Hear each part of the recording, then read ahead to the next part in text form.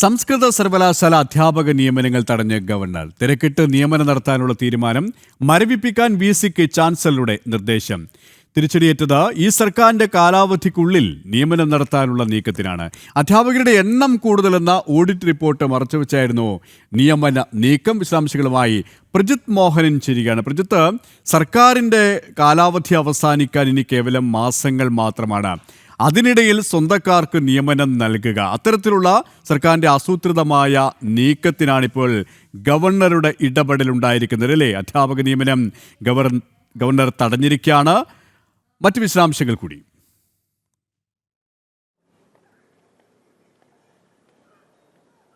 K P, ഈ സർക്കാരിൻ്റെയും ഈ നിയമസഭയുടെയും കാലാവധി കഴിയാൻ ഇനി കൃത്യം പറഞ്ഞാൽ 131 ദിവസങ്ങൾ മാത്രമാണ് ബാക്കിയുള്ളത്.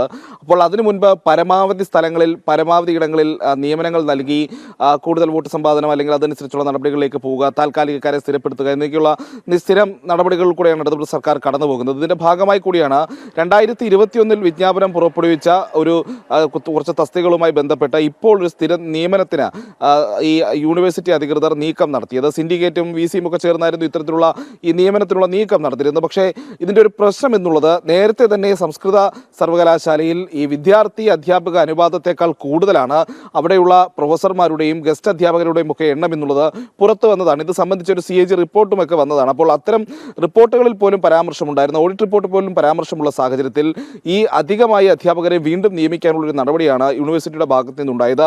ഇതിലാണ് ഗവർണർ ഇടപെടുകയും തൽക്കാലം ഈ നിയമന നടപടികൾ മരവിപ്പിക്കുവാനുള്ള നിർദ്ദേശം നൽകിയിരിക്കുന്നത്.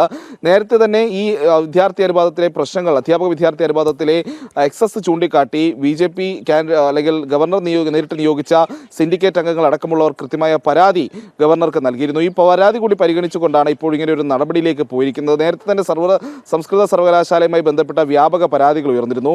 ഒന്ന് നമ്മൾ സൂചിപ്പിച്ചത് തന്നെയാണ്, അധ്യാപക വിദ്യാർത്ഥി അനുപാതത്തെക്കാൾ കൂടുതൽ പ്രൊഫസർമാരും ഗസ്റ്റ് അധ്യാപകരും ഒക്കെ ഉള്ള ഒരു സർവകലാശാലയായി ഇത്തരത്തിൽ സംസ്കൃത യൂണിവേഴ്സിറ്റി മാറുന്നു.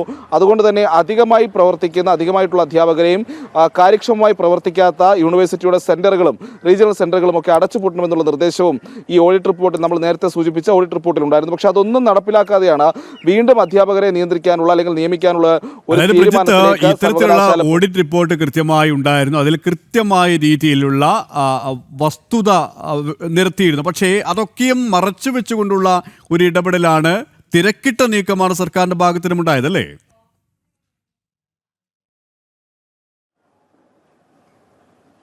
അങ്ങനെ തന്നെ പറയേണ്ടിയിരിക്കുന്നു കെ പി. ഞാൻ മുൻപ് സൂചിപ്പിച്ചതുപോലെയാണ് ഈ നിയമനങ്ങൾ എന്നുള്ളത് നേരത്തെ തന്നെ പലവിധ വിമർശനങ്ങൾ ഈ യൂണിവേഴ്സിറ്റിയുമായി ബന്ധപ്പെട്ട് ഉയർന്നിട്ടുണ്ട്. നേരത്തെ ഈ സർവകലാശാലയുടെ സ്ഥലം ഒരു സ്വകാര്യ സ്ഥാപനത്തിന് കൈമാറാനുള്ള നീക്കമൊക്കെ ഗവർണർ ഇടപെട്ടാണ് നടന്നത്. അന്ന് ഈ 6 ഏക്കർ ഭൂമിയാണെന്ന് സ്റ്റേഡിയം നിർമ്മാണത്തിന് സ്വകാര്യ ഏജൻസിക്ക് വിട്ടുകൊടുക്കാൻ യൂണിവേഴ്സിറ്റി അധികൃതർ തീരുമാനമെടുക്കുകയും പിന്നീട് അത് ഗവർണർ ഇടപെട്ട് തടയുകയും ചെയ്ത സാഹചര്യമൊക്കെ ഉണ്ടായതാണ്.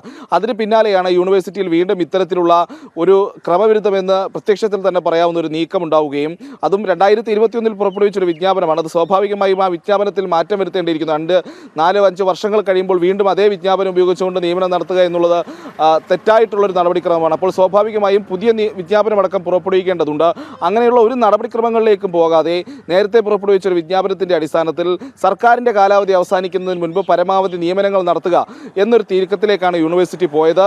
അതിലെ ക്രമവിരുദ്ധത, പ്രത്യേകിച്ച് ഒന്ന്, പ്രാദേശിക തലത്തിലുള്ള യൂണിവേഴ്സിറ്റിയുടെ പല പ്രാദേശിക സെന്ററുകളിലും വിദ്യാർത്ഥികൾ നന്നേ കുറവാണ്. ഈ സെന്ററുകൾ അടച്ചുപൂട്ടണമെന്നുള്ള ഓഡിറ്റ് റിപ്പോർട്ടുമാണ് നിലനിൽക്കുന്നു. അതോടൊപ്പമാണ് സംസ്കൃത സർവകലാശാലയിൽ മൊത്തത്തിലുള്ള വിദ്യാർത്ഥി അധ്യാപക അനുപാതത്തെക്കാളും കൂടുതലാണ് അവിടെയുള്ള പ്രൊഫസർമാരുടെയും ഗസ്റ്റ് അധ്യാപകരുടെയും എണ്ണമെന്നുള്ള ഓഡിറ്റ് റിപ്പോർട്ടും നിലനിൽക്കുന്നു. അപ്പോൾ സ്വാഭാവികമായും അതിലൊക്കെ മാറ്റം വരുത്തേണ്ട യൂണിവേഴ്സിറ്റി, ഈ അനാവശ്യമായി അധ്യാപകരുടെ എണ്ണം കുറയ്ക്കേണ്ട യൂണിവേഴ്സിറ്റി അതിന് പകരം വീണ്ടും നിയമനങ്ങൾ നടത്താൻ പോകുന്ന സമയത്താണ്, ഈ തിരക്കിട്ടുള്ള നിയമന നടപടികളിലേക്ക് പോയ സമയത്താണ് ഗവർണർ ഇപ്പോൾ ഇടപെട്ടിരിക്കുന്നതും ഈ നടപടിക്രമങ്ങൾ മരവിപ്പിക്കാൻ ആവശ്യപ്പെട്ടിരിക്കുന്നതും. സംസ്ഥാന സർക്കാരിന്റെ സ്വന്തക്കാരെ നിയമിക്കാനുള്ള നീക്കത്തിനാണ് ഇപ്പോൾ ഗവർണറുടെ ഇടപെടലുണ്ടായിരിക്കുന്നത്. പ്രജിത്ത് മോഹനാണ് വിശദാംശങ്ങൾ നൽകിയത്.